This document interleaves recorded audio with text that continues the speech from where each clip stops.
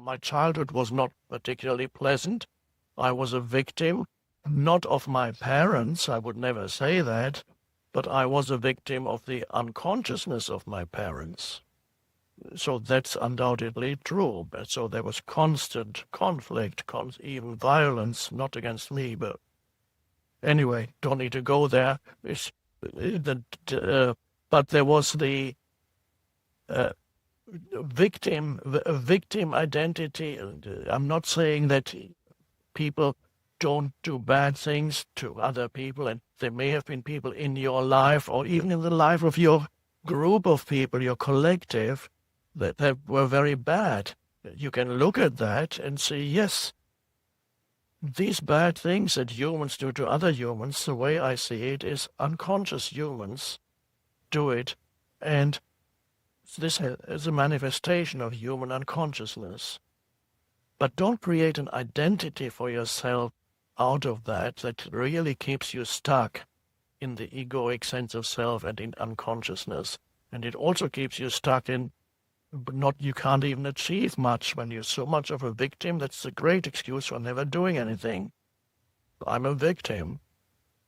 And the implication, now how are you superior? Because we talked about the ego needs superiority.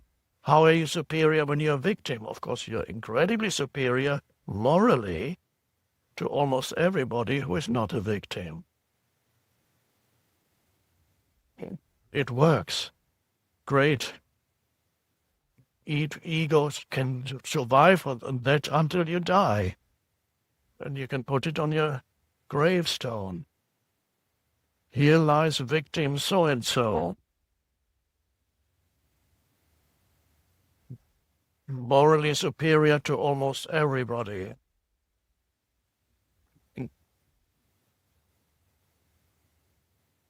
So what we need to then recognize in ourselves is conceptual sense of self, which the humans carry that in the absence of awareness.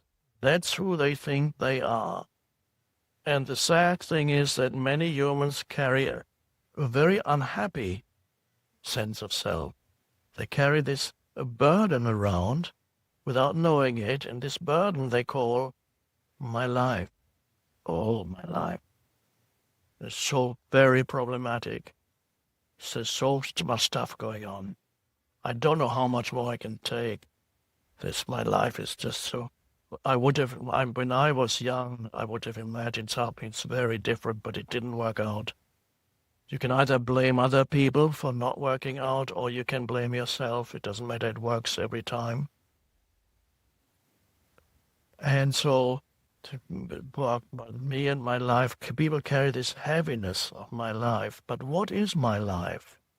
My life is a story that I tell myself. It's memories, yes, things that happened.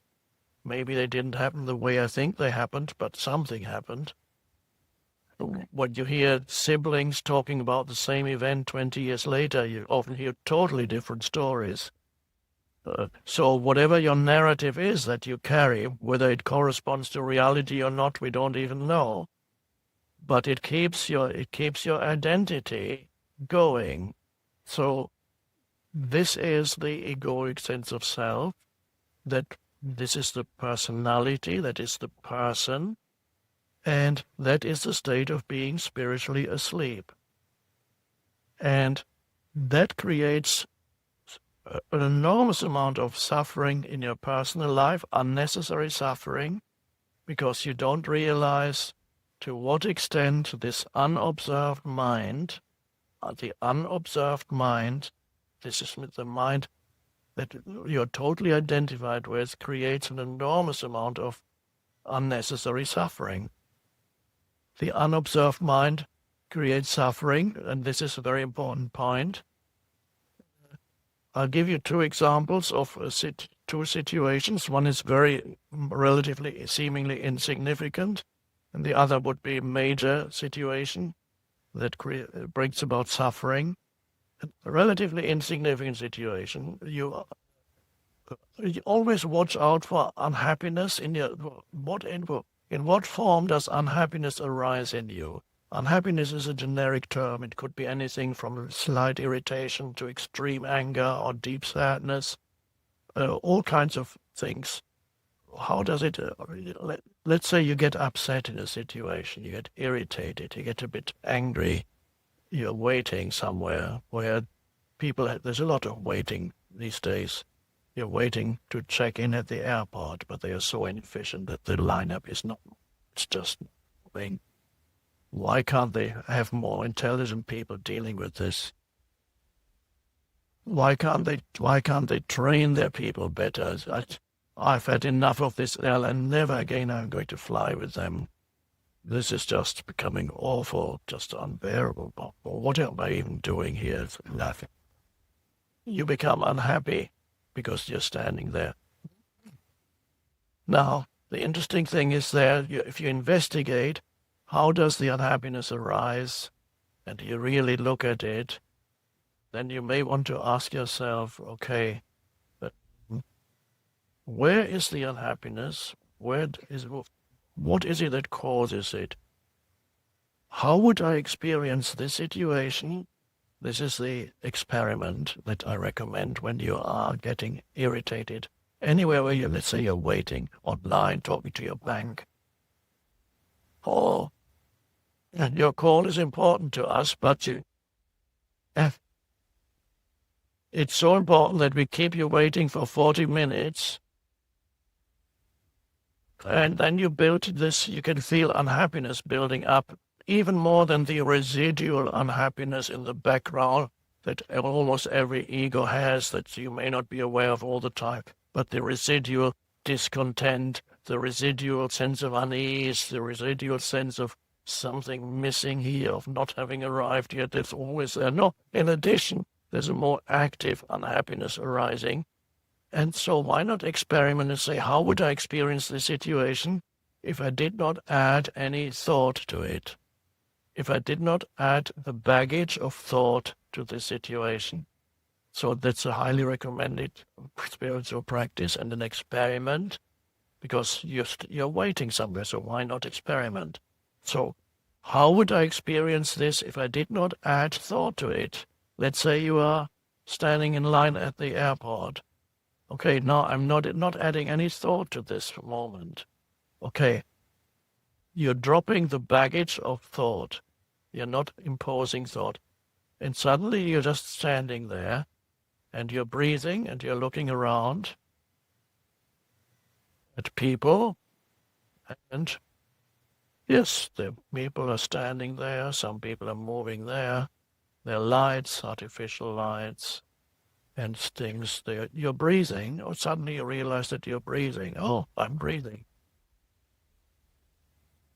And actually it feels quite good to be breathing.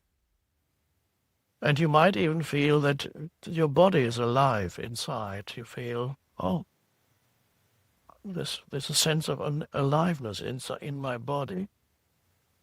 Okay, why do you suddenly feel that, and why is there suddenly a shift in the way in which you experience this situation? It is there because you're not adding unnecessary thought to it. In other words, you're allowing this moment to be as it is. And that immediately brings about an awakening. Then immediately brings about a shift in consciousness. So you become aligned with the present moment.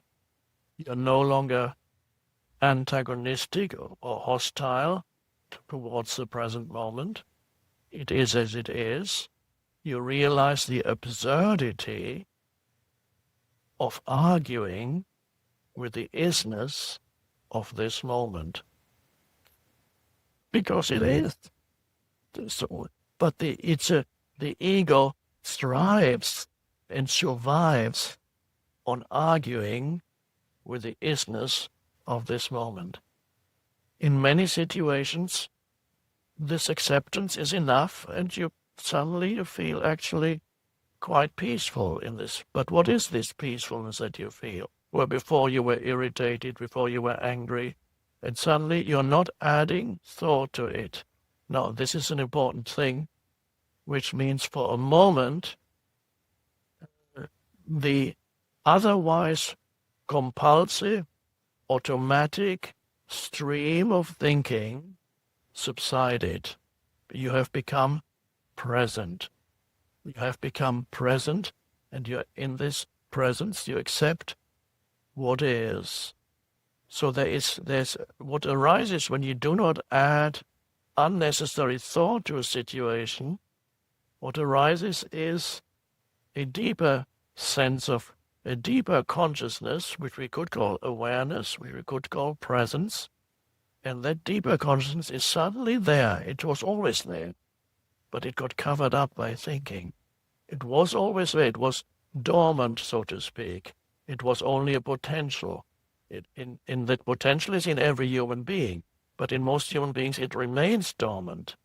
And suddenly something comes up, and you discover, you may not know in that moment that this is what's happening, but you discover the ability to be so aligned with the present moment that you don't need to add conceptual judgment to it.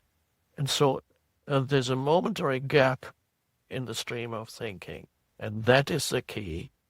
That gap in the stream of thinking is where you access the deeper, the unconditioned consciousness or the awareness that is there. That's the awakening.